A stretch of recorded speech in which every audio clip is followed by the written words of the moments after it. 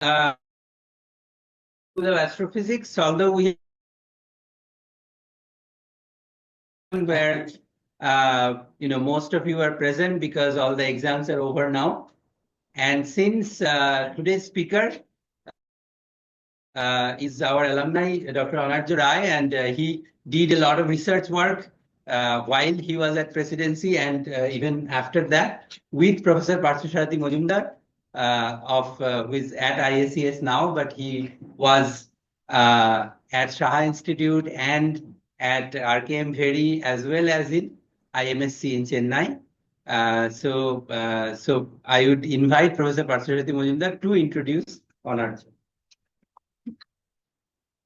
Well, it's absolutely a pleasure to introduce to you Dr. Anarya Rai. It's a pleasure because I was here when he was beginning his physics career at the undergraduate level. And I remember Ritoban told me about him first. And then, as it happened, I was teaching at RKM Veri at the time. We used to call it RKM VU at that time. And it suddenly became a research institute from a university. I don't understand these things. But Ritoban told me about him, and then he came to see me. There was another classmate of his, Pronobesh Pandey, and with these two fantastic physicists doing a project. It was a little ambitious, basically looking at gravitational corrections to the Chandrasekhar limit. Now, you might imagine that why bother? And it's a good question because we found that these corrections, the way we did it, came to be very, very small. Of course, that's part of the, downside of any research. You don't really know how big it's going to be. But since then, and he was still an undergraduate, and then he joined MSc here. So Anarya and I really go back a long time together. And so when he graduated, I think 19, 18, it was 19. Before that, he had done some spectacular work. I mean, I'm saying it in front of him because, you don't really see MSc students take the initiative of doing absolutely new things. So he was so by that time, of course, gravitational waves have been discovered quite a bit. And I told him that this was the field to get into. This is the new field because there's going to be data. And without data, there's no physics. So he jumped into it, and he was still not really jumping into it because, this is what our education system is. And I'm a party to this, that we are very theoretical. We teach you a lot of mathematical tricks, mathematical meaning blackboard tricks. And we really do not emphasize the computational methods. So this is a new kind of physics, and I couldn't teach that to Anarya or his classmates because I myself don't know it very well. Anyway, what happened was Anarya, the work I remember much was able to write down a projection operator while still an MSc student. That was part of his MSc thesis, which would project out for you the HTT, transverse traceless part of the gravitational amplitude from the full thing and component of. So this was his achievement, and it went into his thesis, but his thesis did much more than that because he was looking at gravitational waves, which would also be concomitant with objects which emitted other kinds of waves, like electromagnetic waves. So he was already thinking about multi-messenger astronomy. And this was already 19. But Anarya, I should say, is a great guy, except that if you tell him to do something today, it may happen 2 months later. So he wanted to apply to the US. And of course, there is a certain time window, right, during which you have to apply. And Anarya missed it. And most of the universities which he was supposed to apply, that closed down last it was over. So this was one of the few places, okay, where Milwaukee, University of Wisconsin at Milwaukee, where Anarya found a spot. And I was actually quite happy because I inquired and found that this was one of the hub areas where they were looking at. So the faculty there were very close to the LIGO observatory, and they were doing absolutely state-of-the-art work. So Anarya went to the US. And then he writes back and says, no, I don't like this. It's all computation, computation, computation. I want to do theory. Should I switch to condensed matter theory? I said, nothing doing. There are very few people in India doing this kind of thing. So this is something that you'll never learn in India, most likely. So don't do it. Then you got to 2024, when I went to visit Anarya. And my God, of course, he was still, Anarya used to be about that big.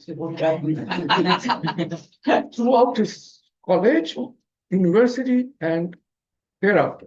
So when I went to visit him in March, he was still about a little bit shorter. And this is a new Anarya. Okay, he suddenly lost all his weight, but obviously he's gained.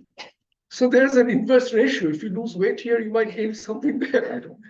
And I found that I had to give a talk, and I found that Anarya, my goodness, he was running the department, so to speak. I mean, he was mentoring young people. He was organizing informal lectures, lunches. They have these lunches, weekly lunches, like your freshers welcome today. He was doing all those things, and I was very proud of him. And he said, well, this man never shows up, but maybe in your talk he may. And he showed up. He was one of the top guys of LIGO. His name is Patrick Brady. And when he came, I said, I'm totally delighted, because I think it had something to do with Anarya organizing it. So, he did some spectacular work, not all of which I understand, because I told you I can't really understand computing that well. But the results I sort of follow. And now he has graduated there. By the way, I should mention this, that he has received an award for the best theoretical physicist, graduating PhD getting physicist at Milwaukee at the university. So I think that's a real honor. And now he's doing a postdoc. Here's another one from Milwaukee. He can say more about Milwaukee. So corner him. Uttushalu Boral. He was another fantastic student here, undergraduate, postgraduate, both here. Now, I should not take any more of your time, Anarya. Anarya is currently a postdoc at Northwestern University with a very, very well-known astrophysicist, Vicky Calogera. That's really an honor to belong to that group. And he has a prestigious postdoc, so he's going to tell us about gravitational waves.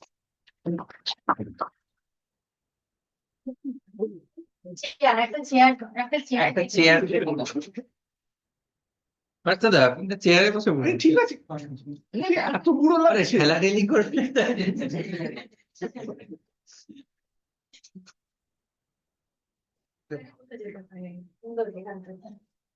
Well, thank you, Partha sir, for the wonderful introduction. I don't know if I deserve it, but I don't have words to say how thankful I am about it. And it's also really a great privilege to talk about my research at the very place where my academic career began. But instead of being swayed by nostalgia, I'll get right into what I came here to tell you, because as always, time is of the essence. So here is an overview of what I intend to communicate today. So in the first part of my talk, I will give you a very short introduction to gravitational waves from compact binary mergers, and I will tell you about the enormous scientific potential of these observations. And then I will conclude the first part of my talk by highlighting some of the fundamental investigations that we can conduct with gravitational wave data. And in that context, I'll tell you about the exciting new opportunities that lie ahead for various aspiring astrophysicists in the audience.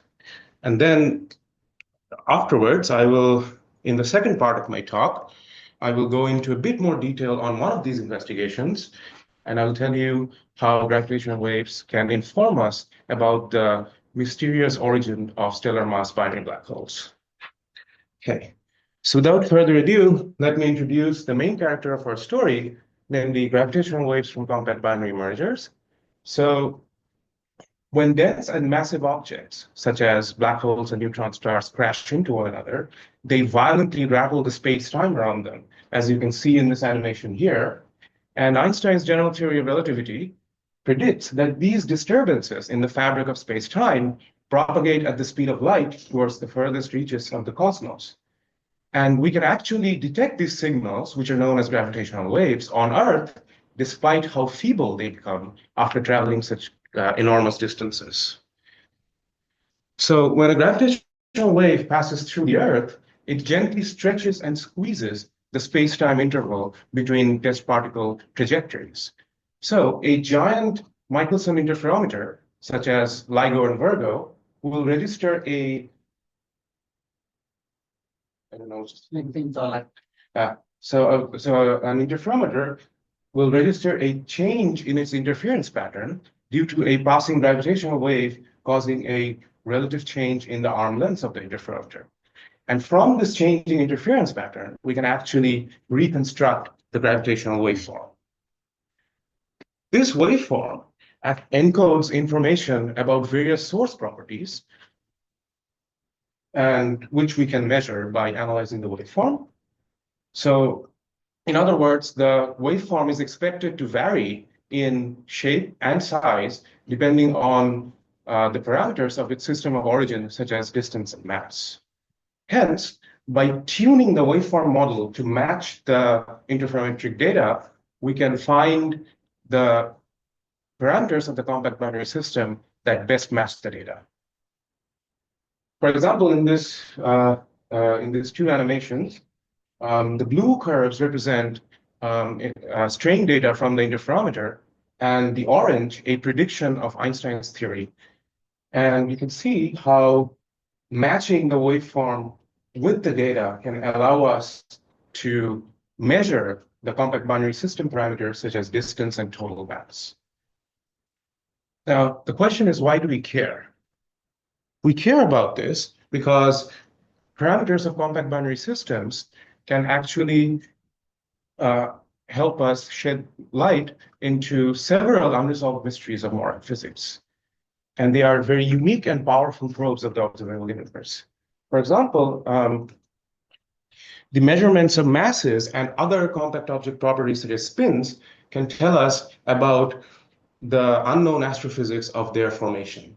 And I will go into more detail about what I mean by this statement in the second part of my talk. But before we go there, I wanted to quickly highlight the other equally important investigations that gravitational waves enable us to perform. So we just saw how gravitational wave observations can give us a direct measurement of the luminosity distance of the source. Now, these measurements are independent of the cosmic distance ladder, which means that by relying on various techniques to measure the redshifts of these sources, we can probe the cosmological expansion and thereby shed light on the various mysteries of modern cosmology, such as the Hubble tension and the nature of dark energy. So in addition to being powerful astrophysical probes, gravitational waves also facilitate highly implicative explorations of the cosmic expansion history. Right? But it doesn't end there. So for compact binaries involving neutron stars, it is known that the gravitational waves will encode information about the tidal interactions and other finite size effects in the evolution of the binary. So for example, in this plot, you can see that for compact binary mergers that have neutron star components, the presence of tides and tidal interactions actually modulates the waveform in a very particular way. And we can use this to measure the masses and radii of the neutron star components. So in this plot, the blue and orange contours, they represent measurements of the masses and radii of the two neutron star components of the binary merger GW170817. And the density of the color map is actually represents the certainty in our measurement.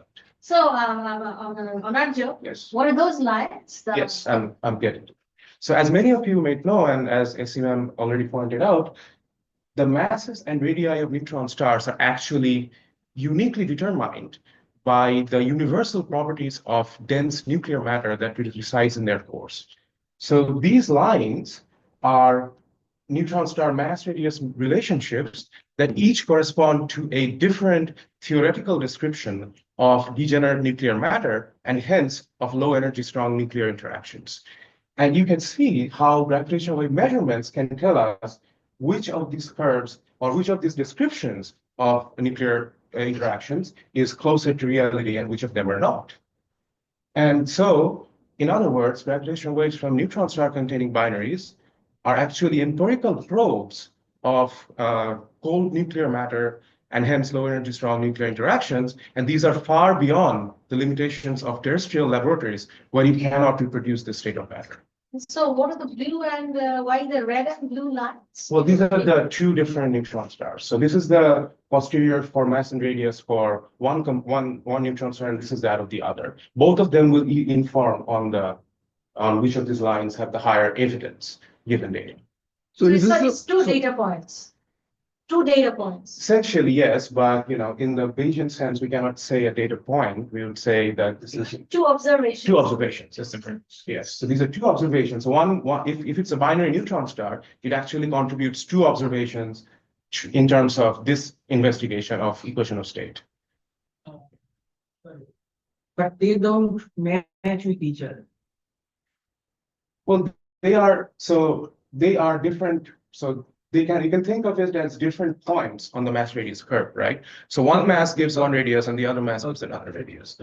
And of course, the error bars are very big, but with enough observations on this line, you can have much more stronger evidence as well. So you mean that this spread is the error on the radius? Yes, and so this is essentially the two-dimensional posterior distribution. So it contains information about mode, standard deviation, as well as covariance in measurement. I can see that is just the R4 or H4, whatever that equation of state thing is ruled out. That's the one that's ruled out. Yeah, but also compared to like NPA4, say APR4 has higher support because it has more posterior density.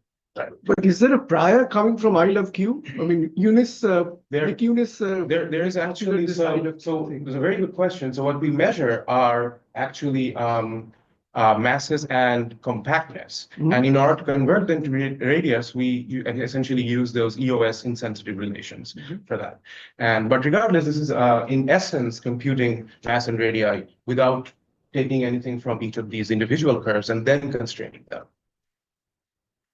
So to summarize this particular investigation, gravitational waves, in addition to being powerful astrophysical and cosmological probes, can also tell us about the very nature of the strong nuclear interaction, which remains unconstrained in various regions. And finally, of course, gravitational waves can also tell us about the nature of the gravitational interaction. And put an example here for one such study. So if you have two gravitational wave detectors, such as LIGO Hanford and LIGO Livingston, then by measuring the time delay of arrival of a particular signal, you can actually measure the speed of gravity. Now, of course, for two detectors, because we have this L part, which is d cos theta, or d over cos theta, something like that, this measurement is degenerate with sky position of the source. But if you have three or more detectors, you can actually, for that event, you can simultaneously measure the speed of gravitational waves as well as the sky position of the source. And these measurements can be used to constrain various modified theories of gravity that predict the violation of Lorentz invariance in gravitational wave propagation. So when LIGO India comes into operation, whenever that is, do you think you'll have a very accurate measurement of the speed of gravity? Well, yes, but in the sense that just adding one detector won't do anything. If your error bars, they will condense, but they will not condense as much as 10 to the minus 16. But you can reach that level of precision by stacking together many events. Because in the large so if the statistics improves, then there's a yes, and which we know it will. So you'll have an upper bound or lower. Yeah. And lower bound on speed. Yeah, well, on both sides, yes, and they will continue to shrink roughly as 1 over root n. But no, but the thing is, the gravitational wave is hitting the Earth at the same time, isn't it? So that means Livingstone thing got hit first, and then Puna, Lamigo got hit later, depending on which direction. Yes. Right. So that can be. I mean, for example, for Hanford and Livingston, light takes 5 milliseconds to get there. If gravitational waves takes exactly the same for a sky position that is like head on to L1, then we know that the speed of gravity is equal to speed of light. But yeah. Yes. Sorry. Even for localization, sky localization, you need more than three things, and even there you have uncertainty about the sky localization itself.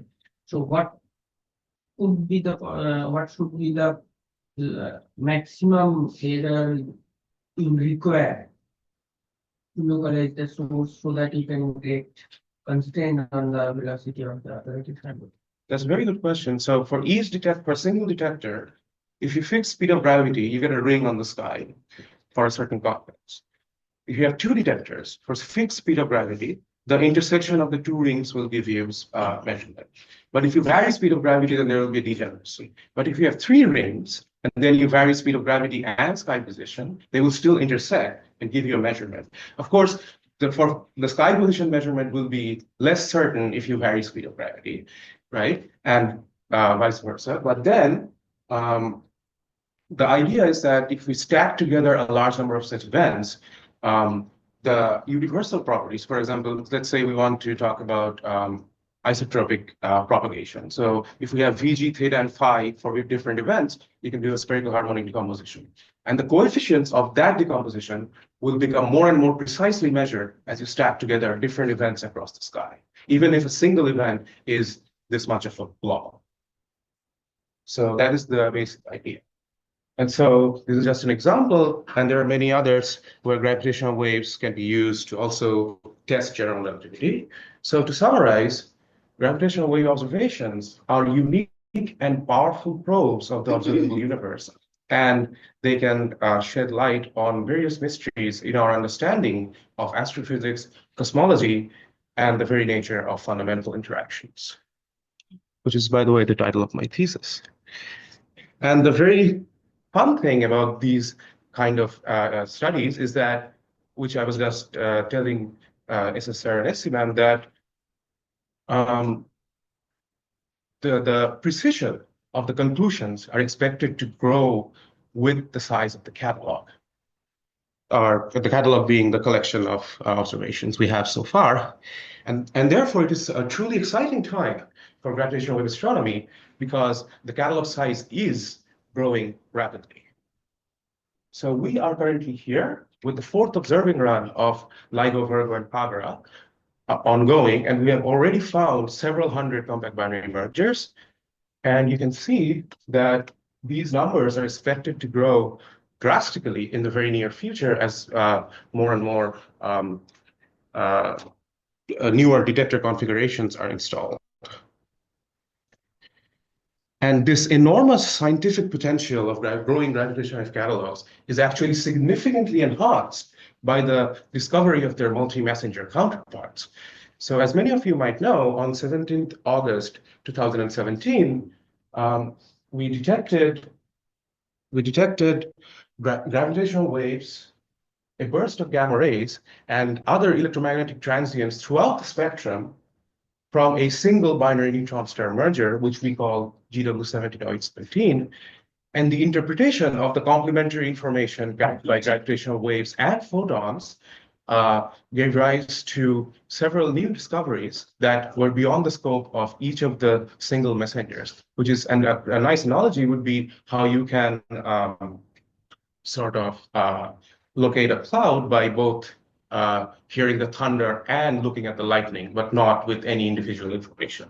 And examples of the discoveries that were found by just these single observations was, number one, that we found out that binary neutron stars can power short gamma ray bursts, which was postulated but never theoretically experimentally verified.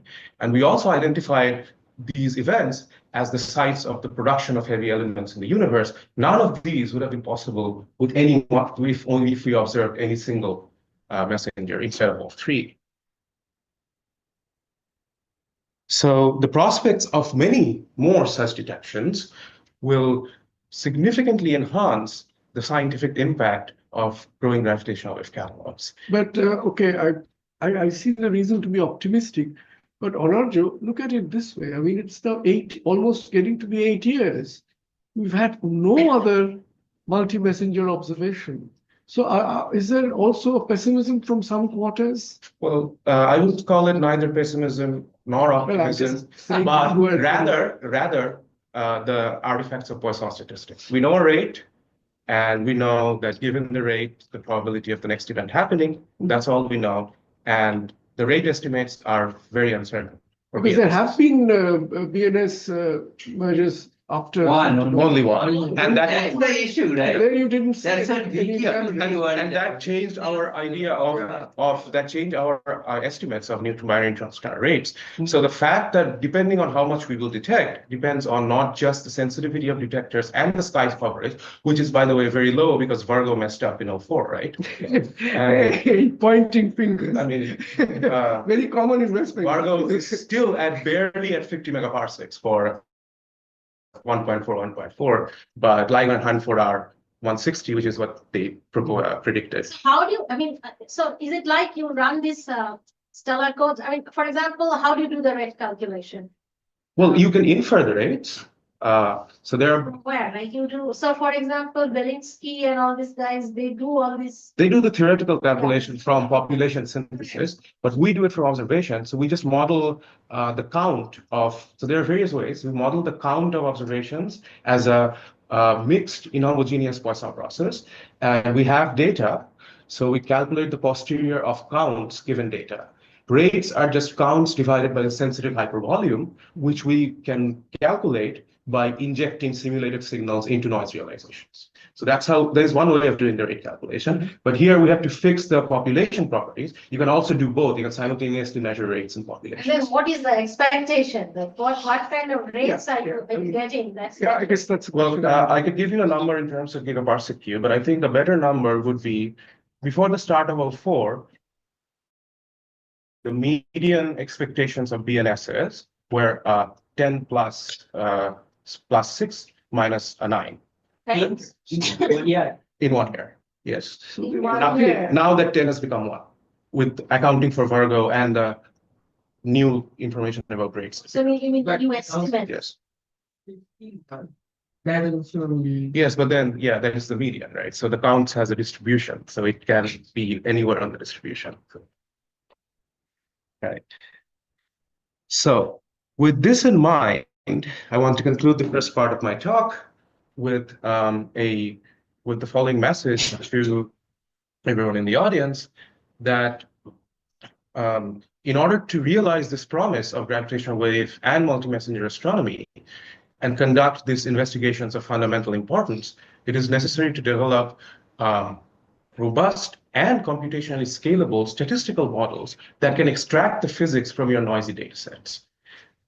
And because we are merely at the very early stages of data collection, there's a vast and diverse range of problems in this field that needs contributions from bright young minds all across the world, which means that there are exciting opportunities that are lying ahead.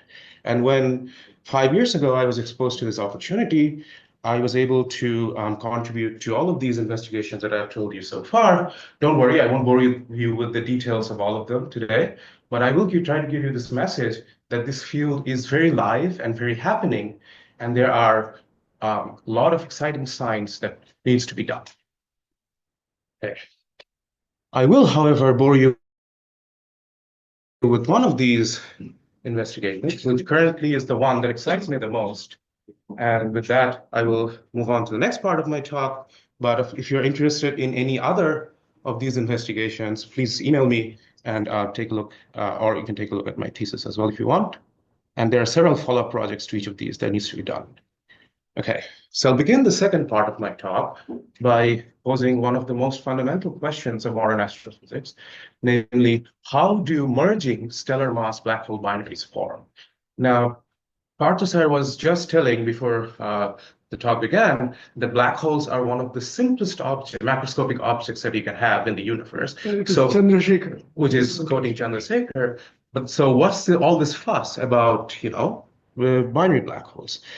Well, the reason is that by doing a simple order of magnitude calculation, you can show that gravitational wave emission and the energy loss due to that emission is very, very inefficient.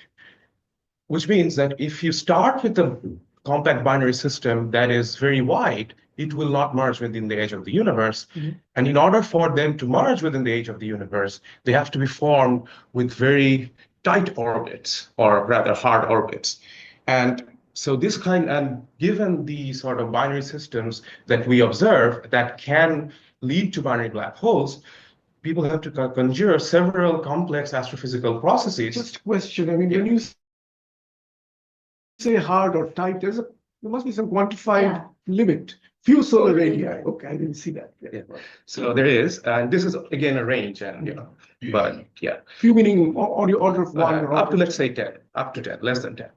Yeah, and then so several formation scenarios have been proposed to explain the existence of binary black holes that we detect, and because we detect them, they are merging with less than half the time. So, and each of these formation scenarios are characterized by several uncertain parameters that we would like to constrain. So I've decided to give you a short example of these proposed scenarios. So here I have two of the most popular broad classifications of formation scenarios. So one of them is the so-called isolated formation channel. Well, you have massive stellar binaries in galactic fields that undergo several stages of mass transfer, or mass transfer followed by common envelope, and then these processes lead to loss of orbital energy because of friction, and also the common envelope might take away some energy. And then you are left with binary black holes that are close by enough to merge. The other popular channel is the so-called dynamical formation channel, where dense stellar environments such as clusters, these binaries undergo several three-body interactions, with one body taking away some of the orbital energy, and then again you're left with two black holes in an orbit that is close enough to merge. What is MS? Sorry, main sequence. Main sequence. Yeah. So for the first case, they don't explode Oh, they do. They do. and still survive. They still survive, and then the supernova gives a kick, which can give the black hole a spin, which is also something we can trace out and learn about the supernova mechanisms. What is the typical size you should have that it should survive the heat and like that? It's not going to be. That's a good question to which I don't know the answer to. That's a problem in Carolinowski. Whether the star will survive a supernova kick, the binary system. That's a like a algebraic thing. It's not nothing profound. But there's I'm just I want to move the number. but there is actually a different number associated with supernovae that determines whether or not we will have a compact remnant at all, and I'll get to that in a bit. But yeah, there are these sort of numbers. And so these are the two broad formation channels. And believe me when I tell you that there are many more such channels, and each of them have several subchannels, each characterized by a lot of uncertain parameters. And this makes modeling the observational signatures of these processes very, very hard, right? So, Anarya, about this few gravitational radii that you mentioned in the previous slide, that is after all this thing have happened and a black hole binary has formed. Yes. And from that point, only gravitational wave energy loss will drive it to merger. Okay, so modeling the observational signatures of these processes is hard, but then what are the observational signatures of these processes? So to do that, I could give you an example of one channel and one number for SSR is that so for binary black holes that are formed through the isolated channel, there's something called process called pair instability supernovae, which happens in stars that are very, very massive, above a certain mass. And if they are, when they are that massive, there's pair production in the core, it loses radiation support, it collapses, and the star blows up, leaving behind no remnant. So this means that there is a maximum mass of black holes that is observed through this channel, beyond which you'll see a drastic decrease in the merger rate. What do you mean by pair instability? So just pair pair production in the core. So if the temperature is high enough for pair production, So the core disintegrates. so the core has loss of energy and radiation pressure. So it collapses and then there's a shock. There's a pulse that disrupts the entire star, including the core. So there is a maximum mass. And then there's another process called pulsational pair instability, where stars not above the pair instability mass, but a wide range below the pair instability mass can undergo pulsations and shed their mass, and thereby leave behind a compact binary black hole that is right next to the maximum mass, right below the maximum mass. So because a wide range of stars leave behind a small range of black hole masses, what we see is a peak or an overabundance of black holes right before this maximum mass or right before this cutoff. And this mass is what, like 5 solar mass, 10 solar mass? That is the question. That is- So these two examples of the cutoff and the peak are what we call population properties. And in order to find them, you have to look at the binary black hole detections as a population. A single binary black hole will not tell you about these. So what we do is we construct a model for the distribution of binary black hole masses. And so this is one such model I'm showing here. So see, there is a cutoff after which there is a drastic order of magnitude fall off in the merger rate. And there's a slight bump right next to the cutoff. So what we do is we make a model like this, and we make these parameters, the location of the cut and the peak, as pre-parameters, and we infer them from gravitational wave data. So this is what we call population inference. So I won't go into the technical details of population inference or Bayesian hierarchical inference, as fancy people call it. But what I will tell you is that the way this works is we take the individual mass measurements, the possibility of which I had already shown you before, for all the events that we have. Then we take our model, which is a probability distribution on mass, conditioned on these properties such as maximum mass and peak. And then we sort of have a priori expectations of what these physically motivated a priori expectations for all these values are. So, for example, we know that this will not be less than 3 solar mass, right? Because that's a neutron star fit.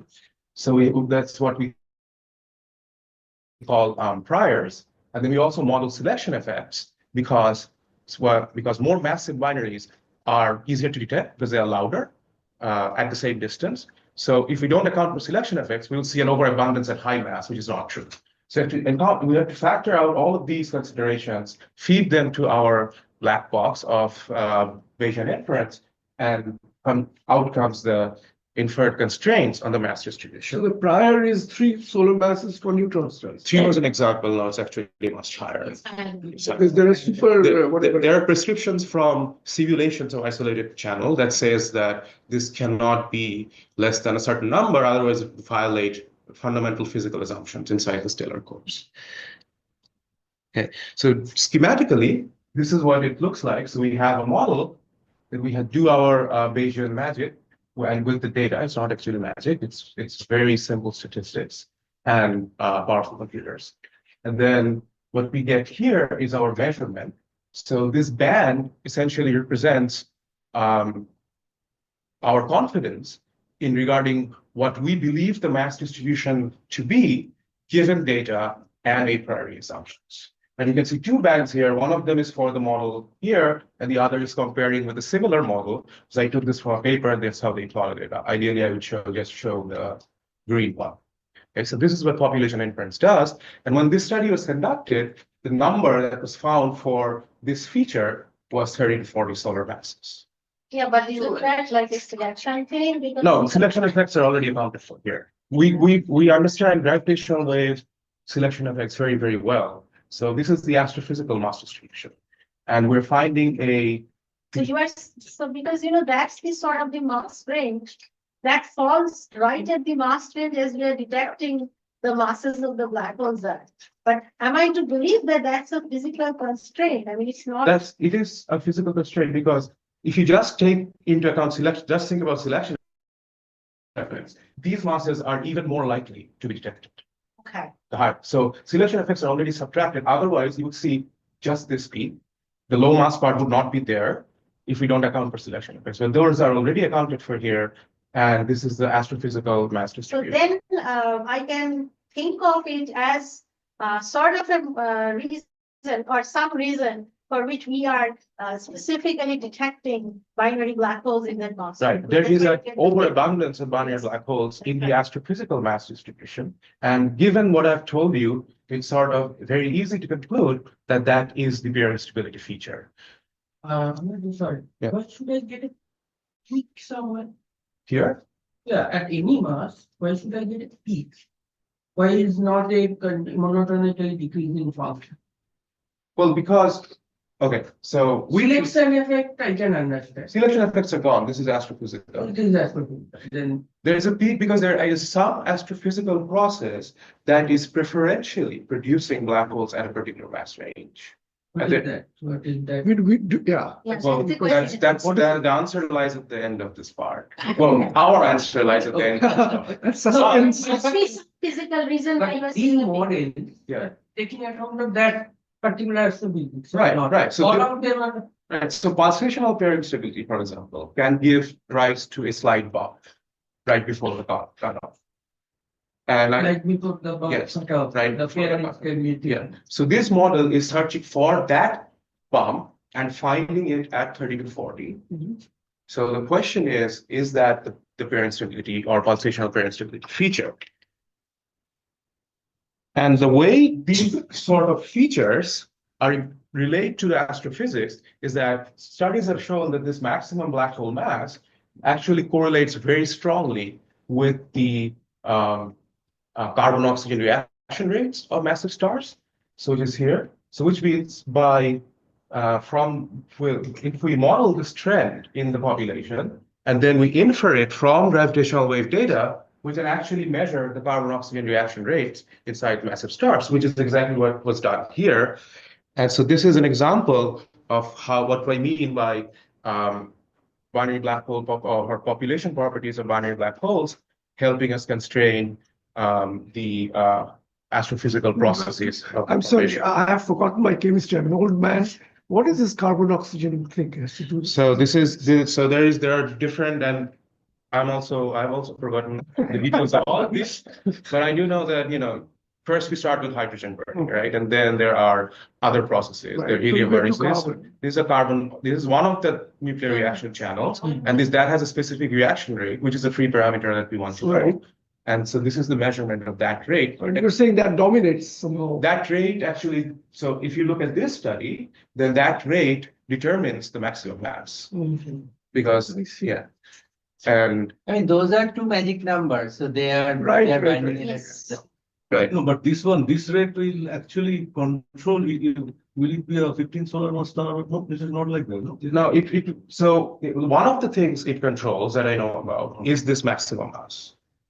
No, The I'm limit, talking it about controls the limit. Yes, Limiting mass. the limiting Limiting. mass, yeah. That, Yeah, it doesn't rule out lower, no, it doesn't rule out lower masses, yeah. Could have a 20 solar. Okay. But for instance, if a star is in a hydrogen bonding era, yeah. that time this thing hasn't yet started or just started in a. No, it hasn't started. It has- So after hydrogen is done, then it contracts and then you Then get more right. heat in the center, so you get helium burning. This is for some particular, Need a particular temperature. kind of stars where this process is already initiated. And only those stars are large enough to give you massive black holes. That's right. Right? If the star is not large enough, it will be a neutron star. Yes. But the Cannot- If it cannot have this kind of reactions, Yeah. then they are not likely, they will not Yeah. become. They'll not become- But what about this recent observation? I just heard it from you, I think, about 100 solar mass object. Yeah, we have that is beyond your 120, limit. 120. And by the way, you're not Exactly. supposed to say you heard it from me. I'm not supposed to tell you the masses. You heard it from Pratisama. Yeah. He's the guy. He's the culprit. He's the guy. But yeah, so there are other channels, hierarchical mergers, for example. In dense environments. So in that case, you're saying that this pulsation theory, the pulsation model will not, because that has an upper Yeah, bound but- of 40, right? But next generation mergers will obviously have lower rates than first generation. Yeah. So there will be a fall off, maybe not an absolute cutoff. It's a member in that. Which is, yeah, so the yeah. model there is designed, right? If you see that this does not go like that. So it's allowing for second generation mergers. So, but there will be a marked decrease in the rate. Now, so this is how we could do astrophysics with a population of binary black holes, which is all well and good. But when this measurement was actually carried out, the carbon-oxygen reaction rate measurement was found to be in tension with all other existing observations from different experiments, and both astrophysical and some terrestrial. But then, so what is going on? What is going on here? So then maybe our population model was not flexible enough to capture all of the physics that underlies binary black holes. Now, since this is the rate you're talking about, reaction rate, Yes. there must be some nuclear physics input that can be tested from these things. Yes. And so this, What is nuclear physics? well, the cross section, we can put the cross section here.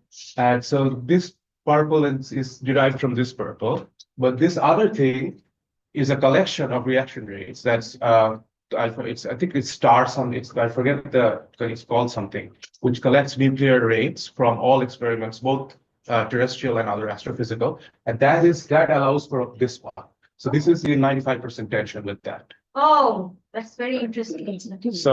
So and that is the question I'm trying to address, is what is going on.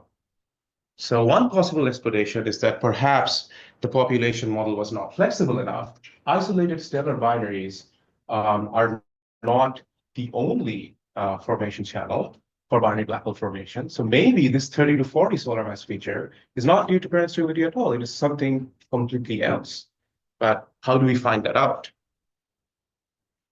So there are several other physical processes, and I'm not an expert in the physics of any of them, such as some variations of stable mass transfer simulations, or there's something called chemically homogeneous evolution, which can lead to a peak in 30 solar mass that is different from peristability.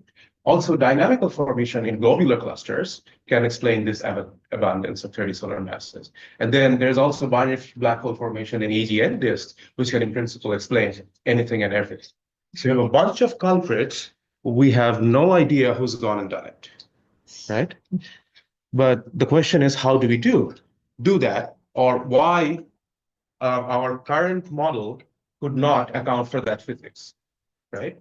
So there are two artifacts here. So each of these processes predicts a unique shape of the mass distribution, and if all of them contribute a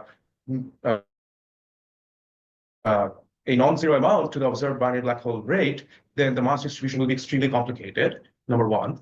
And the other point is that each of these processes predicts unique shapes, not just for the mass distribution, but also for other black hole parameters, such as the spin distribution and the redshift distribution. Why redshift? The spin, I totally understand, but why would it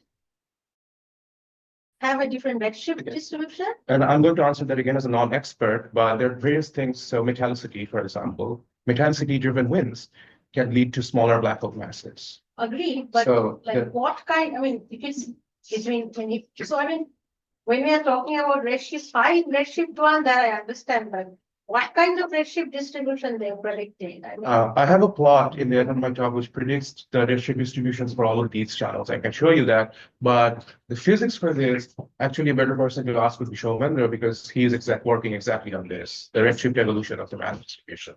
But the point is, if we simulate all of these physical processes, we get those redshift distributions.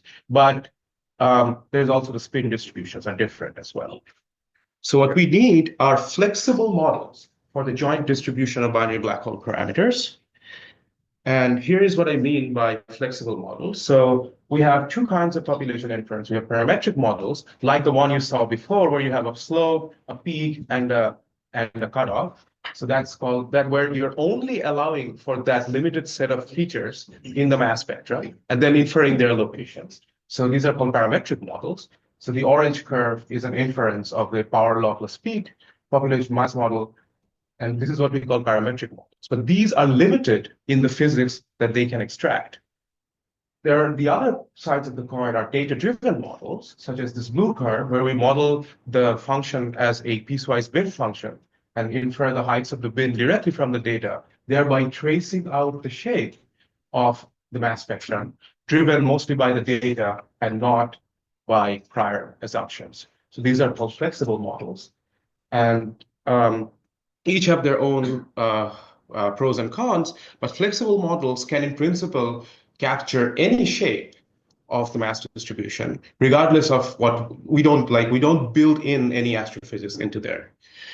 So flexible models of the joint distribution, can tell us about these mysteries in greater detail, or at least offer a different perspective that parametric models could never do.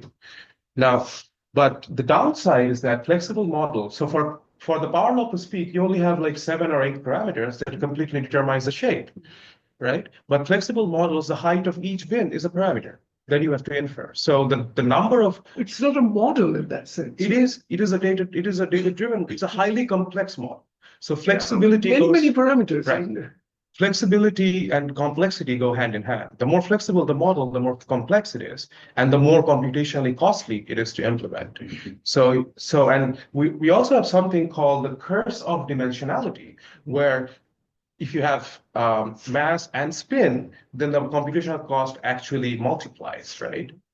Depending on the model. And so for most non-parametric or sort of data-driven models, higher dimensional implementations are not tractable at all.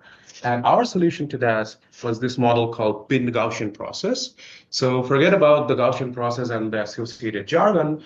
It's just essentially constructing a glorified histogram. The height of each histogram you measure from the data. Now, the Gaussian process is key because it is a technique we use to smooth out the distribution over sparse regions of sparse data sets and reconstruct the shape without any spikes. Now, and this is something I'm just going to mention, and I can tell you about in more detail why this is. But the way we design this higher dimensional Gaussian process, it makes the computational cost additive instead of multiplicative, and that's because for certain Gaussian process kernels, you can separate out the Cholesky factorization. These are all technical terms that you can ignore. But the main idea is that we came up with a model that's flexible and scalable to implement in higher dimensions. Okay. So in our first attempt, we tried to model the joint distribution of masses and redshifts and see if the 3040 solar mass black holes have a different redshift distribution or not, and if that can tell us anything. So we did that. And this is the results that we found. So if you look at the plot on the left here, so we are measuring the mass distribution. Now it is conditioned at different ranges of redshift. And we saw that in the two most well-measured redshift ranges, there is no significant difference in the shape of the mass spectrum. So GWTC3 is the third gravitational wave catalog, which is the only public data set that I can show you. That in that data set, we could not find anything conclusive. However, we did show that if we have a simulated catalog of 500 events, our model can correctly identify these kinds of trends, should they exist. So after redshift, we turned our attention to black hole spin.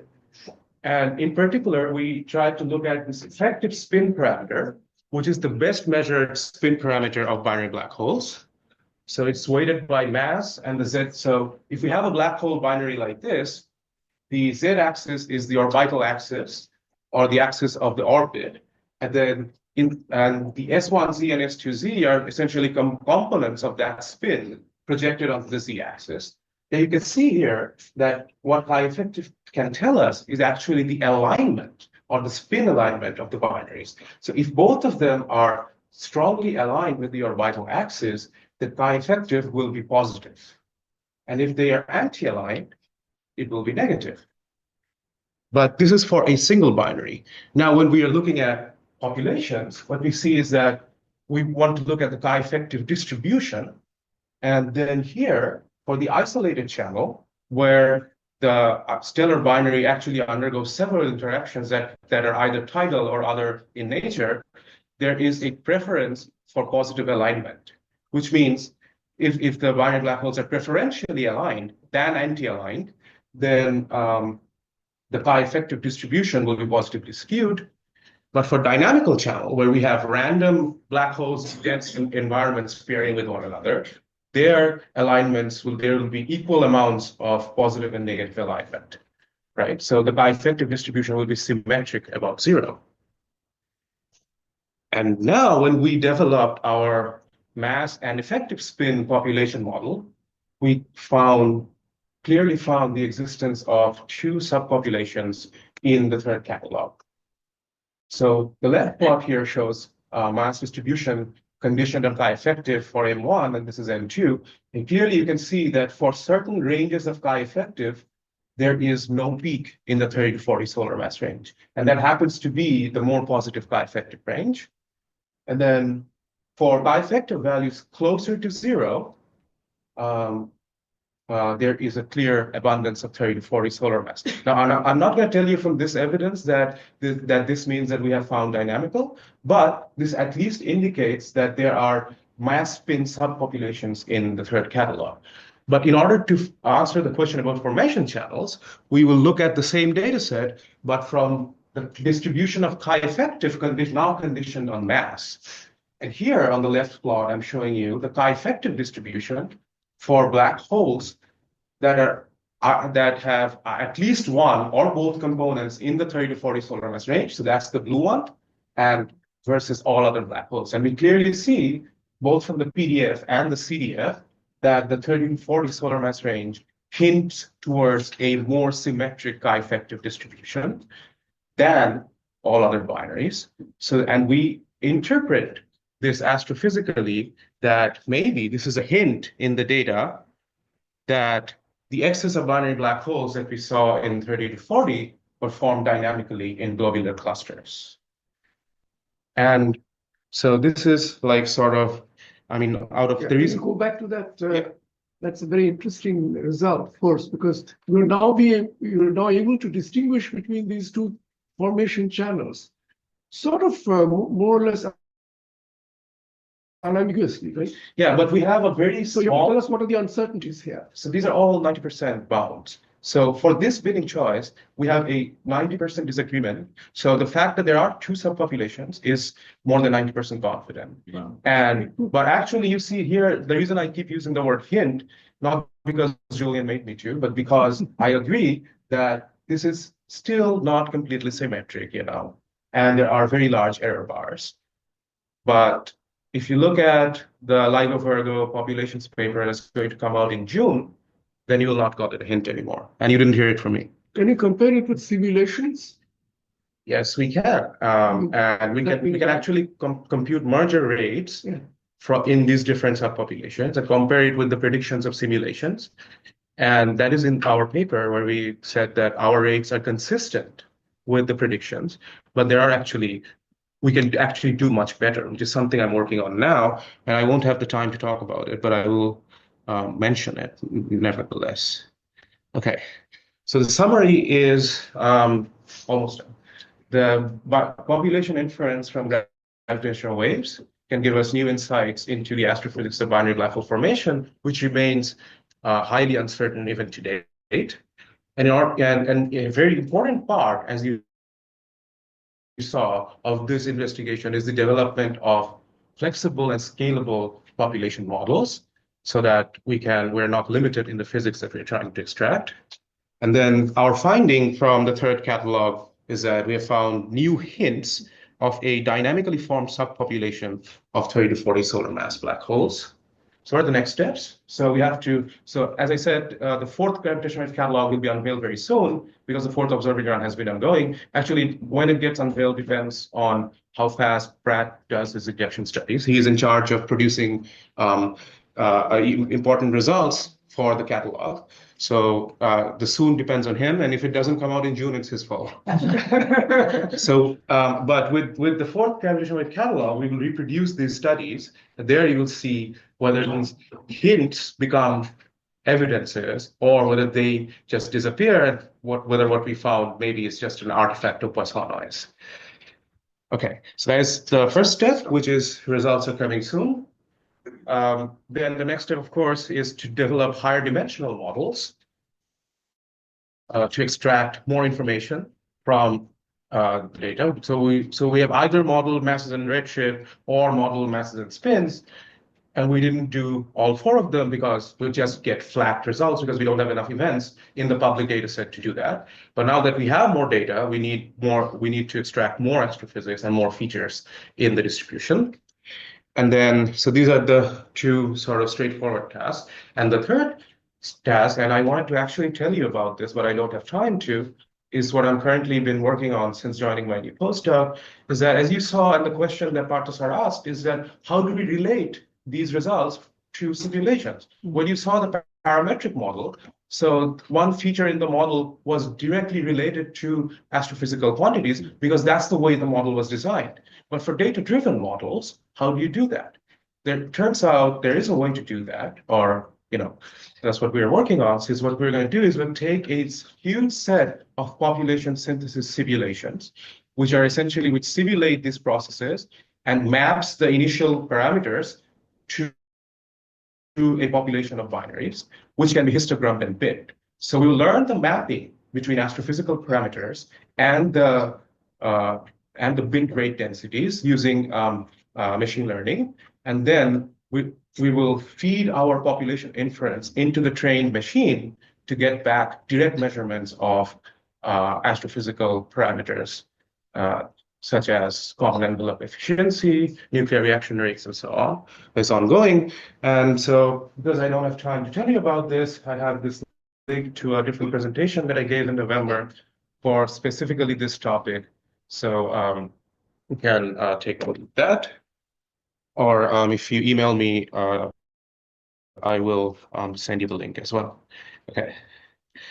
I think if you just search on Anarya Northwestern, that link shows up. No, this is a presentation. It's in my private Google Slides because it's a But presentation. there is a presentation of yours online, so it may not be that. It's not that one. Yeah, this was a closed workshop in BAF that was in November. But yeah, I can send this presentation very soon to whoever reaches out.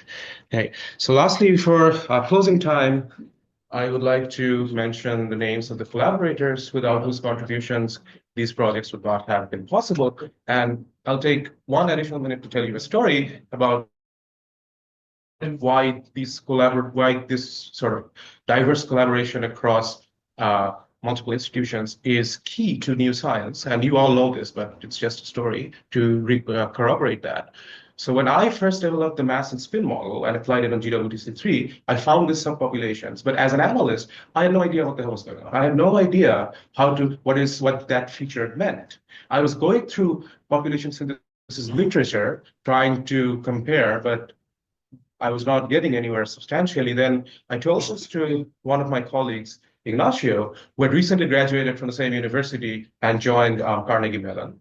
And he showed it to one of his colleagues, Dr. Breivik, who is an expert in compact binary population astrophysics. And Katie, or Dr. Breivik, immediately identified, oh, this is probably a signature of dynamical formation in globular clusters. And boom, we have a nice result that is a hint based on public data. But okay, what I'll tell you, it grows significantly in significance when you include O4A data, and the blue one becomes perfectly symmetric. So with that, I'll thank you all for your time, and I'm happy to take that.